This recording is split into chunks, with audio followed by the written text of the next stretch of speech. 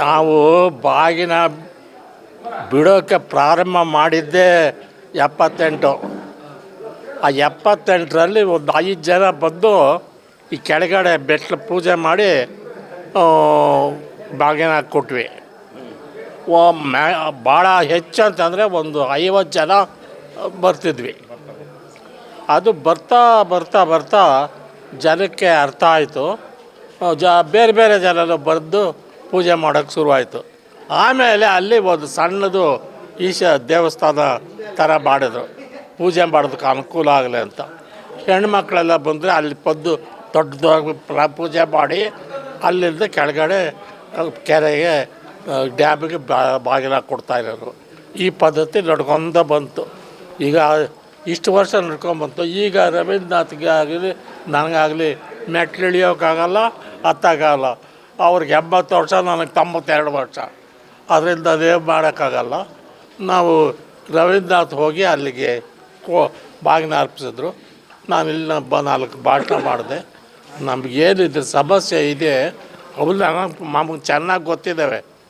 ಆದ್ದರಿಂದ ಯಾವುದೇ ವಯಸ್ಸಾದರೂ ಇನ್ನಾದರೂ ಕೂಡ ಭದ್ರಾ ಅಚ್ಚುಕಟ್ಟುದಾರರ ಹಿತರಕ್ಷಣೆಗೋಸ್ಕರ, ಭದ್ರಾ ಡ್ಯಾಮ್ ಹಿತರಕ್ಷಣೆಗೋಸ್ಕರ ನಾವು ಮಾಡುತ್ತಿರೋ ಹೋರಾಟಗಳು 1 ಅಲ್ಲ, 2 ಅಲ್ಲ, 100 ಅಲ್ಲ, ಎಷ್ಟಿದೆಯೋ ಗೊತ್ತಿಲ್ಲ.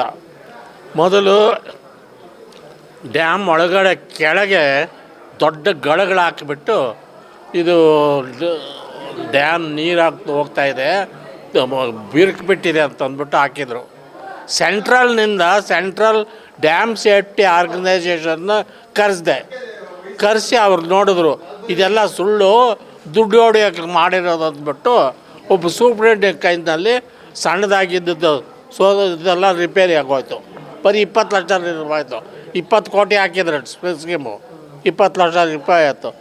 ಡ್ಯಾಮ್ ಖಾಲಿ ಮಾಡಿ ರಿಪೇರಿ ಮಾಡಬೇಕು ಅಂತ ಕಾಗೋಡು ತಿಮ್ಮಪ್ಪ ಆಗಿನ ಮಂತ್ರಿ ಆತನ ಅಧ್ಯಕ್ಷದಲ್ಲಿ ಮೀಟಿಂಗ್ ಮಾಡಿದ್ರು ಶಿವಮೊಗ್ಗದಲ್ಲಿ.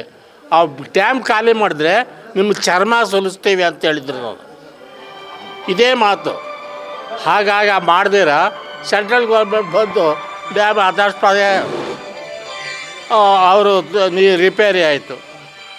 ಇನ್ನೊಂದು ಸಲ ಏನಾಯಿತು, ಸ್ಲೂಯಿಸ್ ಗೇಟು ಪ್ರತಿ ಡ್ಯಾಮ್ನಲ್ಲೂ ಸ್ಕವರಿಂಗ್ ಸ್ಲೂಯಿಸ್ ಅಂತ ಒಂದು ಇರ್ತದೆ, ಟೆಕ್ನಿಕಲ್. ಇದು ಬೆಳಗಡೆ ನೀವು ಒಳಗೋದ್ರೆ ಈ ಡ್ಯಾಮ್ ಪೂರ್ತಿ ಗಟ್ಟಿ ಇಲ್ಲ, ನಡುವೆ ಭಾಳ ಓಡಾಡೋಷ್ಟು ದೊಡ್ಡದಾಗಿ ಚರಂಡಿ ಇದೆ.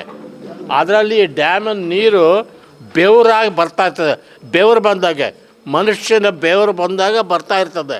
ಅದು ಸಾಧಾರಣ ಒಂದು ಕ್ಯೂಸೆಕ್ನಷ್ಟು ನೀರು ಹೊರಗೆ ಬರ್ತಾಯಿರ್ತದೆ, ಈಗಲೂ ಬರ್ತದೆ. ಆ ಡ್ಯಾಮ್ ಅಲ್ಲಿ ನಾನು ಟಿ ವಿನಲ್ಲಿ ತೋರಿಸ್ತಿದ್ದೆ, ಮೊಬೈಲ್ನಲ್ಲಿ. ಅದನ್ನು ತೋರಿಸ್ಬಿಟ್ಟು ಲೀಕ್ ಆಗ್ತಾಯಿದೆ ಅಂತ ಶುರು ಮಾಡಿಬಿಟ್ರು. ಮತ್ತು ಅವ್ರನ್ನ ಕರೆಸಿದ್ದೀವಿ. ಅವ್ರು ನೋಡಿದ್ರು ಇದೆಲ್ಲ ಸುಳ್ಳು ಅಂತ ಅಂದ್ಬಿಟ್ಟು ಹೇಳಿದ್ರು. ಅದು ಆಗೋಯ್ತು. ಆಮೇಲೆ ಆ ಕಡೆ ದವಡೆ ಬಿದ್ದೋಯ್ತು. ದವಡೆ ಬಿದ್ದು ಭದ್ರಾ, ಹೊಂಗನಸು, ಛಿದ್ರ ಮುಗಿದೋತು ಅಂತಂದರು. ಅದನ್ನು ಹೋಗಿ ನಾನು ರವಿನೇ ದೊಡ್ಡಯ್ಯನವರು ಅಂತ ಚೀಫ್ ಇಂಜಿನಿಯರ್ ಇದ್ದರು, ಅವ್ರಿಗೆ ಕೇಳಿದ್ವಿ. ಅವ್ರು ಹೇಳಿದ್ರು ಸಿಸ್ಟಮ್ಮು ಆ ಮಂದು ಅದದ್ದು ರಿಪೇರಿ ಆಯಿತು. ಈ ಥರ ಒಂದೊಂದಕ್ಕೆಲ್ಲ ಆಗಿದೆ.